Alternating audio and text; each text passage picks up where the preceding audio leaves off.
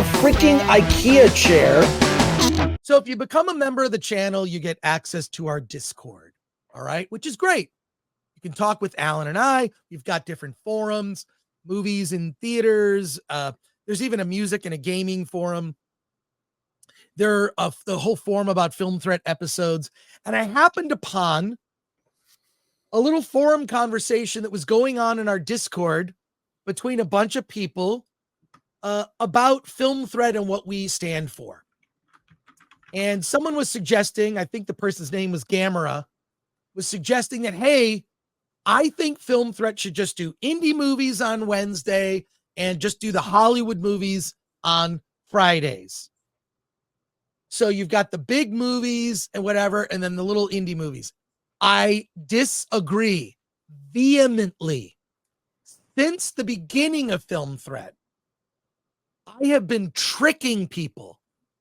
I literally have been bamboozling you, tricking you into discovering indie films by seducing you with coverage of mainstream movies. Now, Film Threat, for the most part, kind of mocks Hollywood. We make fun of it.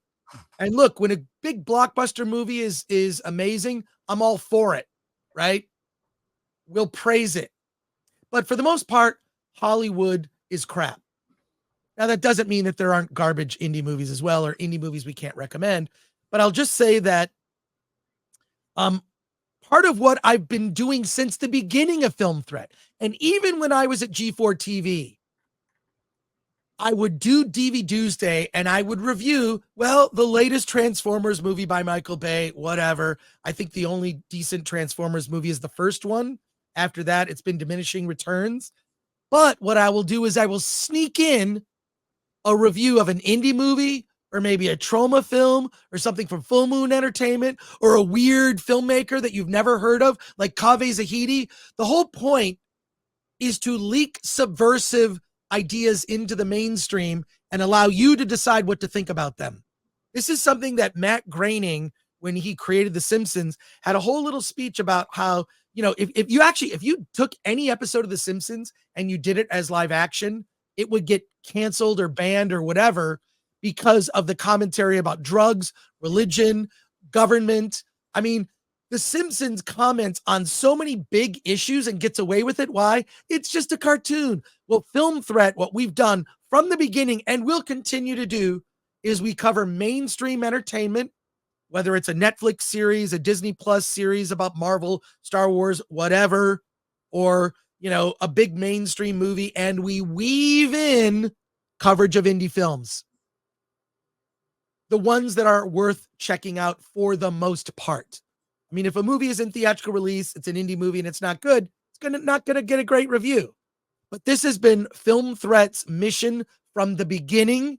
I want to thank everyone in the Discord who defended me, but I rarely I go there and I'm all about positivity on the Discord. This is the first time I was like, I disagree. I've been doing this for a long time. I think it's better to weave in the indie movies with the mainstream movies so that you learn about them. So you may be attracted to like the Dune Part 2 picture on the thumbnail, but then you learn about some other movies. It's our mission. We're going to continue to do it. It's also what makes Film Threat different from other outlets. Because I believe this. I believe that if you only focus on Disney, Star Wars, Marvel, Pixar, you would be depressed because most of that is garbage. If you balance your media diet with, God, I just watched this terrible Marvel show, but then I saw this indie movie, Ordinary Angels. I saw this garbage Star Wars thing, but then I saw this other movie that gave me hope. Or I took a risk on some weird indie horror film that was on Shudder, and it was actually pretty good. A balanced media diet of mainstream Hollywood stuff mixed with indie projects and films that are outside of your mainstream Hollywood, I think is a diet that will lead to more happiness as a moviegoer. That's why Film Threat exists, to point these out. We'll continue to cover mainstream movies, and we're going to weave in our coverage in a subversive way of independent films. And that's my freaking rant, Alan. A freaking IKEA chair. All right. Do you have any thoughts on that, Alan? I'm just curious. Yeah. So one of our great Discord members just said, hey, maybe if you did Wednesday indie, Friday big studio. I mean, it was just I don't know. Okay, so I wasn't there. It just felt like a suggestion. No, it was just a suggestion, and I was like, no, because I want other people to find out about indie movies. Yeah, no, I get that. I get that. It's just a suggestion. The point is the conversation. The point is the conversation. I think, you and I, we don't always agree, but I respect your opinion. No, but and I mean, I agree with you.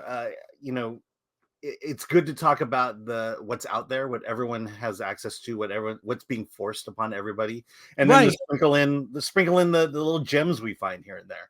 Right. Like RRR. I mean, people accuse us of being on the bandwagon for RRR when we reviewed it 1 week after it came out. Yeah. It's hard to get on the bandwagon that early, and it's just, risking going to a movie that you'd never heard of, bingo. We hit the RRR bingo. RRR bingo. Yeah, but that's the beauty of where we're at today with Hollywood not having enough films out there to give us. This is the time to go see independent films. And if you have a Regal Unlimited or AMC, A-list, you have access to movies, to foreign movies, to independent films, and it's in your subscription. So give it a shot. Definitely. It's just, if you have a balanced media diet, you're not going to be depressed when the latest Star Wars movie turns out to be garbage, which is all the time now that Disney owns it. I mean, I just, don't get sad that all your IP is being destroyed. There are original movies being made by indie filmmakers. You need to support them because they're only going to get bigger, especially as AI and more tools are available to indie filmmakers. And I also think you're going to see a lot more Hollywood people just go out and make a movie independently. And then it may end up being distributed by a larger studio, but they're going to go off and make independent films.